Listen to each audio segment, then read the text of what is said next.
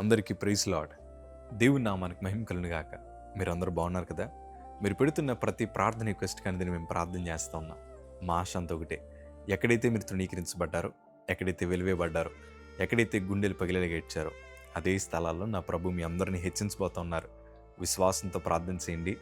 ఘనమైన విజయాలు ఖచ్చితంగా నా ప్రభు మీ అందరికీ అనుగ్రహిస్తారు. God bless you all. ఈరోజు ఈ వీడియో చూస్తున్న మీరు చాలామంది ఎన్నో అంశాలు ప్రభు సన్నిధిలో పెట్టి ప్రార్థిస్తున్నారు కదా. అయ్యా, నాకు పలానా ఉద్యోగం కావాలయ్యా, నా అప్పుల సమస్య నుంచి నాకు విడుదల కావాలా ప్రభా, బలహీనంగా ఉన్నాను, ఆరోగ్యం కావాలా ప్రభా, వివాహం జరిగింది, బిడ్డలేరు ప్రభా, తండ్రి మా కోసం నూతన ద్వారాలు తెరవండి ప్రభా అని గుండె లోతులోంచి ప్రార్థిస్తున్న వారు ఉన్నారు. అలాగే కొంతమంది దేవుడి దగ్గర వాగ్దానాన్ని పొందుకొని, ప్రభా వాటిని నెరవేర్చండి అయ్యా, నా కుటుంబం మధ్యన ఘనమైన సాక్షిగా నేను నిలబడాలి, నా ఉద్యోగ ప్రాంతాల్లో ఉన్నతమైన సాధనంగా నేను వాడబడాలని ప్రార్థిస్తున్న మీలో చాలామందికి ఈరోజు ప్రభు చెప్తున్న మాట 100% మీ హృదయం నుండి చేస్తున్న ప్రార్థనకు తగిన ప్రతిఫలాలు దేవుడు ఇస్తారు. మీ కోరికలు దేవుడు నెరవేరుస్తారు. మీ కన్నీటిని దేవుడు నాట్యంగా మారుస్తాడు. ఈ సంగమ దేవుని వాక్యంలో చాలా అద్భుతమైన మాట. కీర్తనల భాగము 145వ కీర్తన 19 మాట చదవగలిగితే, తన యందు భయభక్తులు గల వారి కోరిక ఆయన నెరవేర్చును, వారి మొర ఆలకించి వారిని రక్షించును. ఈ వీడియో చూస్తున్న మీ అందరి జీవితంలో ఈ వాగ్దానం నెరవేర్చబడును గాక. దేవుని యందు ఎవరైతే భయభక్తులు కలిగి ఉంటారో వారి కోరికలను ప్రభు నెరవేరుస్తాడు. ప్రియ సంగమా, ఈ పదాన్ని మీ ముందర పెట్టాలని ఆశపడుతున్నాను. దేవుని యందు భయము, భక్తి. ప్రపంచంలో చాలా మందికి భక్తి ఉంటుంది. మందిరానికి వెళ్తారు, ఆరాధన చేస్తారు, వాక్యం వింటారు, వినినట్టు నటిస్తారు, ప్రార్థిస్తారు. కాకపోతే వారి జీవితంలో భయం ఉండదు. దేవుని మందిరానికి భయపడరు, వాక్యానికి భయపడరు. తమ జీవితాలను ఇష్టానుసారంగా నడుపుకుంటూ ఒకవైపు భక్తి చేస్తారు. వారి బ్రతుకులు చాలా వింతైన కోరికలు కూడా ఉంటాయి. వారి కోరికలు నెరవేర్చబడు సుమి. తమంతట తాము నెరవేర్చుకోవడానికి వారు నానా ప్రయత్నాలు చేసి ఎట్టకేలకి సాధించుకున్నవారు ఉన్నారు, కానీ అందులో వారికి శాంతి సమాధానం లేదు. కానీ ప్రియ సంగమా, దేవుని యందు ఎవరైతే భయము, భక్తి చూపిస్తారో వారి కోరికలను ప్రభు నెరవేరుస్తాడు. ఉదాహరణకి మీకు మాట చెప్పన, స్వయాన్న ప్రభువే యోబు కోసం సాక్ష్యం చెప్పారు. యోబు దేవుని యందు భయభక్తులు గలవాడు, అతడు చెడుతనమును విసర్జించినవాడు, అతడు యథార్థవంతుడు, అతడు న్యాయవంతుడని స్వయాన్న ప్రభుల వారే సాక్ష్యం చెప్పారు. యోబు దేవుడు అంటే చాలా భయపడుతూ ఉండేవారు. పిల్లలు చాలా విలాసవంతమైన జీవితాన్ని జీవిస్తూ ఉండేవారు. ఎందుకంటే యోబు చాలా ఆస్తిమంతుడు గనక పిల్లలందరూ విందు భోజనాలు చేస్తూ విలాసవంతమైన జీవితాన్ని గడుపుతున్నప్పుడు యోబు ఆలోచన అంతా ఒకటే, వీళ్ళందరూ చాలా విలాసవంతమైన జీవితాన్ని జీవిస్తున్నారు కదా, హృదయంలో వాటిని బట్టి గర్వించి నా ప్రభు దృష్టిలో పాపం చేసిన వారుగా ఉంటారేమోనని ఉదయాన్నే లేచి పిల్లలందరినీ పరిశుద్ధపరిచిన ఒక ఉన్నతమైన భక్తిపరుడు ఆయన. దేవుడంటే చాలా భయం. అందుకే యోబు ఎన్నో కోల్పోయినా దేవుడు తిరిగి రెండంతలుగా ఆశీర్వదించాడు. కారణమంతా ఒకటే, అతడు దేవుడంటే చాలా భయము, భక్తి కలిగిన వాడు. ప్రియ సంగమా, ఈరోజు మనకు భక్తి ఉందా, లేకపోతే భయంతో కూడిన భక్తి ఉందా? ఒకసారి మనం ఆలోచించాలి.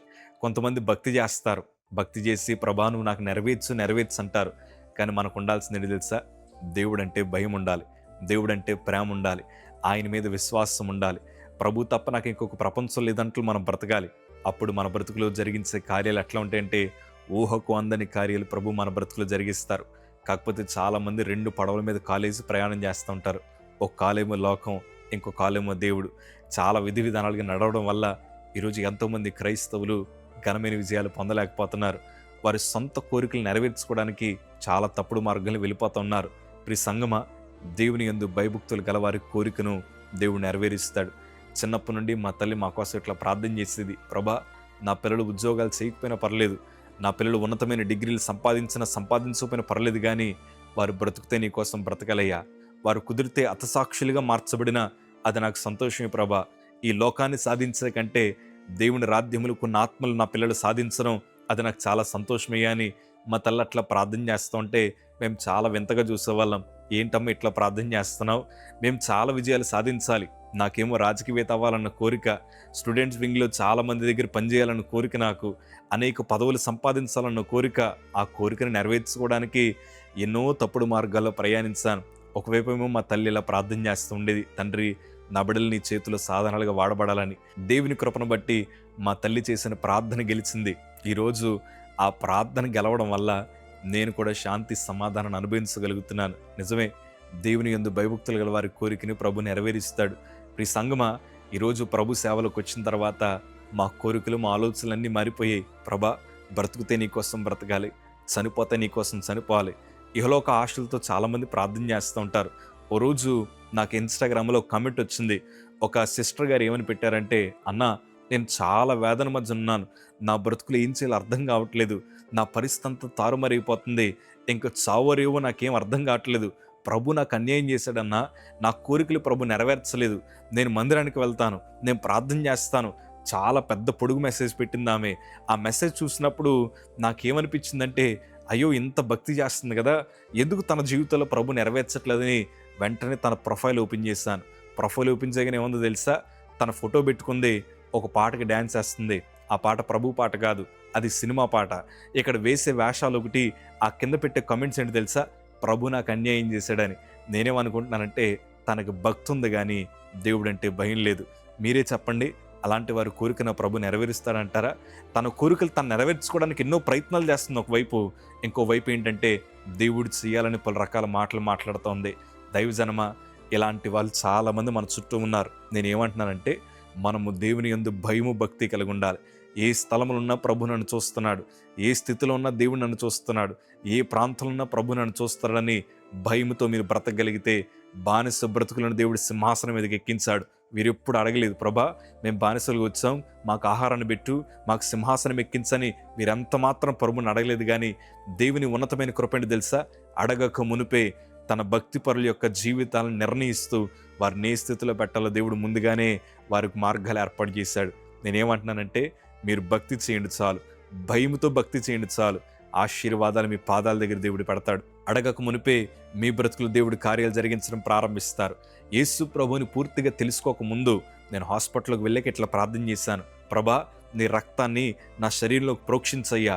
ఒక్క క్షణంలో నన్ను బాగు చేస్తావు. ఈరోజే నువ్వు నన్ను బాగు చేయి. నువ్వు దేవుడు అయితే ఈరోజే నన్ను బాగు చేయి. నా కోరిక అంతా ఒకటే, బాగుపడాలి, బయటికి వెళ్ళిపోవాలి, బాగుపడాలి, బయటికి వెళ్ళిపోవాలి. మా తల్లంది, ఏసీ ఒక్కసారి ముడతే చాలయ్యా, ఈ రాత్రే ప్రభు నిన్ను బాగు చేస్తారనగానే నా కోరిక ఏమైపోయిందంటే, ఈ రాత్రే దేవుడు నన్ను బాగు చేయాలని ప్రార్థన చేయడం ప్రారంభించాను. అలా ప్రార్థన చేస్తున్నా నాకు ఈరోజు విడుదల కలగట్లేదే. వైద్యులు వచ్చంటున్నారు, అయ్యా నీ రక్తంలో ఏదో మార్పు జరుగుతుంది, లేకపోతే పలానాది అవసరమైంది, పలానా రక్తం అవసరమైంది, పలానా మెడిసిన్ మార్చాలి, కీమోథెరపీ మార్చాలి, ఈ పవర్ పెంచాలి మెడిసిన్కని ఎన్నో మాటలు చెప్తున్నారే.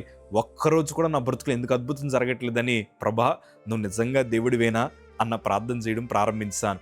కానీ ఎప్పుడైతే వాక్య లేఖన భాగాలు చదవడం ప్రారంభించానో నా హృదయపు ఆలోచనలు మారిపోయి, నా ఆలోచన ఎట్లయిపోయిందంటే, ప్రభా బ్రతికించిన నువ్వు దేవుడివే, బ్రతికించకపోయినా నువ్వు దేవుడివే అన్న స్థాయికి వచ్చాను.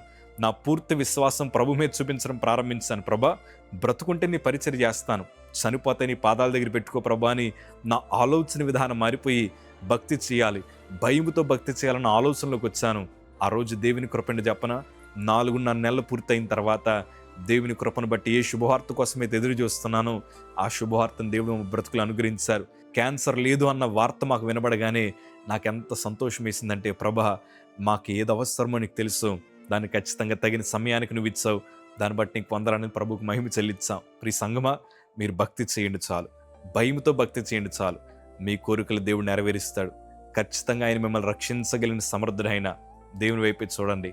హన్నా భక్తి చేసింది, దేవుడంటే భయముతో భక్తి చేసింది, ప్రభు సందు ప్రార్థించింది, గొప్ప కుమారుని దేవుడు అనుగ్రహించాడు. He's not a king but he's a king maker. ఇతడు రాజు కాదు కానీ రాజులను అభిషేకించే స్థితిలో దేవుడు తను పెట్టాడు. కారణం అంతా ఒకటే, తల్లి దేవుని యందు భయభక్తులు కలిగి సన్నిధిలో విజ్ఞాపన చేసింది. ఉన్నతమైన ఆశీర్వాదాలు దేవుడు ఇచ్చాడు. ఈరోజు నేను అంటాను, భయముతో భక్తి చేయండి, ఘనమైన విజయాలు ఖచ్చితంగా నా ప్రభు మీకు అనుగ్రహిస్తారు. ప్రియ సంగమా, అనుభవంతో మాట చెప్తాను, మీరు దేవునికి భయపడితే ప్రపంచం మీకు భయపడుతుంది. అదే ప్రపంచాన్ని గుండెల్లో పెట్టుకుంటే మీరు అప్పటికి దేవునికి భయపడలేరు. ప్రియ సంగమా, మీ ఆలోచన విధానాలు మార్చబడాలి. నేను భక్తిలోకి వచ్చిన తర్వాత ఇట్లా ప్రార్థించడం ప్రారంభించాను. ప్రభా నా కోరికలు, నా ఆశలు నశించాలి, నీ కోరికలు, నీ చిత్తం మాత్రమే నా బ్రతుకులు నెరవేర్చబడాలి, నా మార్గాలన్నీ చెరపబడాలి, నీ మార్గంలో మాత్రమే మేము ప్రయాణించాలి, మా ఇష్టాలన్నీ నశించిపోవాలి, నీ ఇష్టం మాత్రమే మా బ్రతుకులు నెరవేర్చబడాలని ఇట్లా ఎప్పుడైతే ప్రార్థించడం ప్రారంభించామో దేవుడు తన ఉన్నతమైన కృపను మా బ్రతుకులు నెరవేర్చడం ప్రారంభించారు.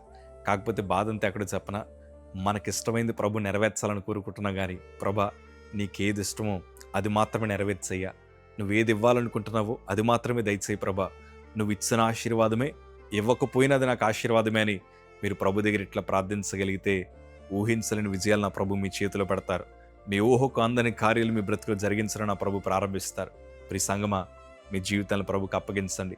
నాకు తెలిసి మీ బ్రతుకులు చాలా కోరికలు ఉన్నాయని, అప్పుల బాధల నుంచి విడిపించబడాలని, ఆరోగ్య పరిస్థితులు మెరుగుపరచబడాలని, ఉద్యోగాలు రావాలని, వివాహాలు జరగాలని, పిల్లలు పుట్టాలని ఎన్నో కోరికలు ఉన్నాయి కదా. దైవజనుడిగా మాట చెప్తున్నాను, వాటన్నిటిని నా ప్రభు నెరవేర్చబోతున్నాడు. నువ్వు అనుకున్న దానికంటే ఉన్నతమైన నా ప్రభు మీకు అనుగ్రహించబోతున్నారు. విశ్వాసంతో ఉండండి. ప్రభుకు మాత్రం దూరం అవ్వకండి. దేవునికి నచ్చిన భక్తి చేయండి, మనకు నచ్చిన భక్తి కాదు. దేవుడు మిమ్మల్ని బహుగా దీవిస్తారు. God bless you all.